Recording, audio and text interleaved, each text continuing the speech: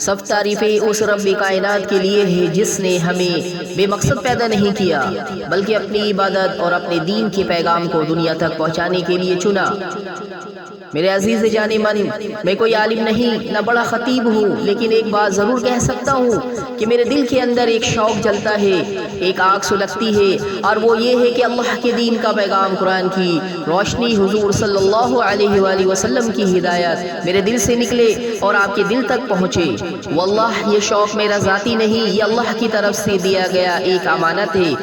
میں دلی گہرائیوں سے چاہتا ہوں کہ اپنے رب کے دین کو سمجھوں اور سمجھاؤں، سنوں اور سناؤں، اور اپنے زندگی کا ہر لمحہ اسی خدمت میں گزار دوں۔ یاد رکھیے، یہ دین کسی ایک فرد کا نہیں، یہ ہم سب کا ہے، اور اگر آج ہم نے قرآن کے ان پیغاموں کو دل سے نہ سنا تو کل قیامت کے دن یہی قرآن ہمارے خلاف گواہ بنے گا۔ دل میں عجب سی تڑپ ہے، زباں پہ عجب سا نور ہے، یہ سب کچھ میرا نہیں، یہ رب کی دی ہوئی دستور ہے۔ قرآن کی ہر آیت چراغ ہے راہوں کا، سنت محمد صلی اللہ علیہ وآلہ وسلم ہے اجالا دلوں کا۔ میں گدا ہوں اس در کا جو سب کا سہارا ہے، میرا سرمایہ یہی ہے کہ دین کا نعرہ ہے۔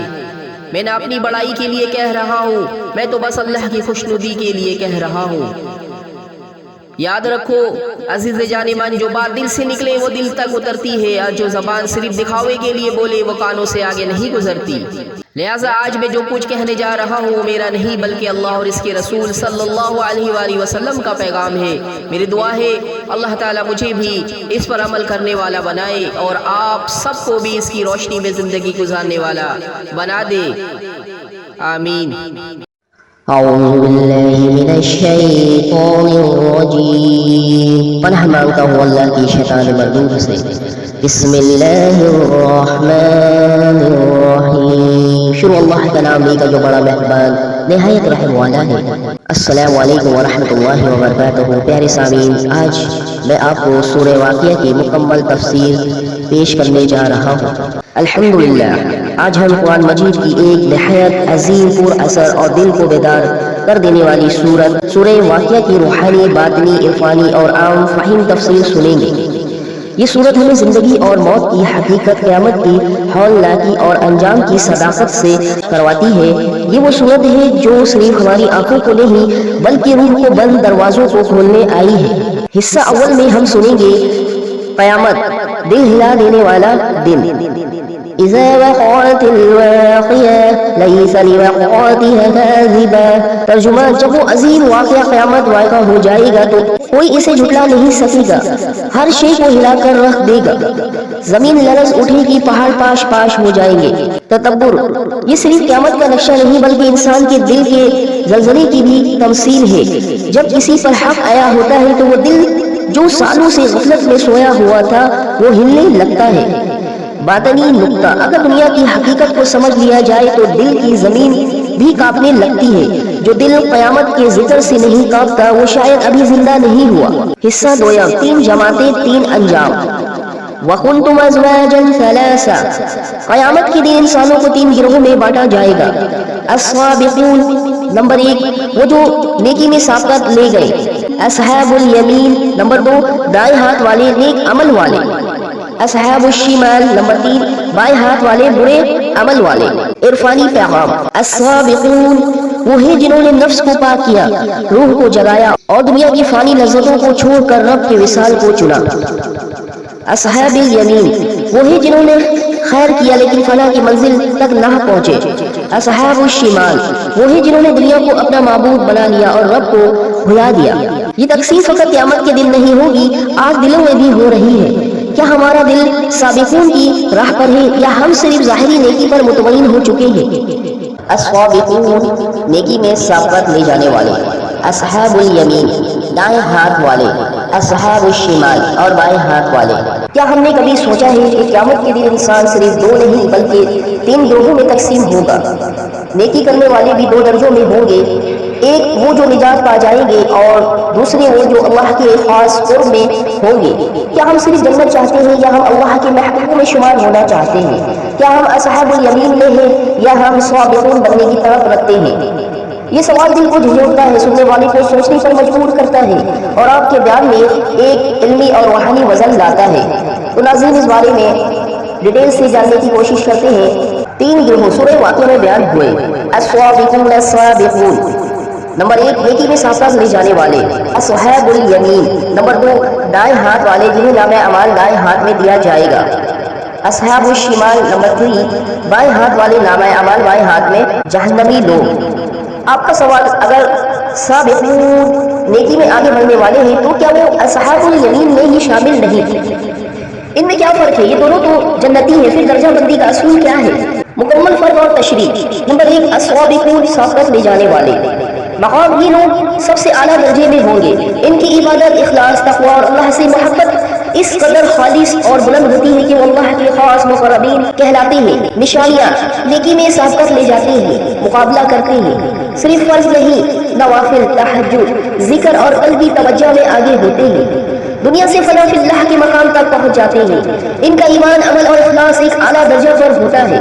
والسابقون السابقون اولئک المقربون، سورہ واقعہ آیت 10 تا 11۔ ترجمہ، اور نیکی میں سابقت کرنے والے ہی سابقت کرنے والے ہیں، وہی اللہ کے مقربین ہوں گے، یہ جنت الفردوس اعلیٰ علیین میں ہوں گے۔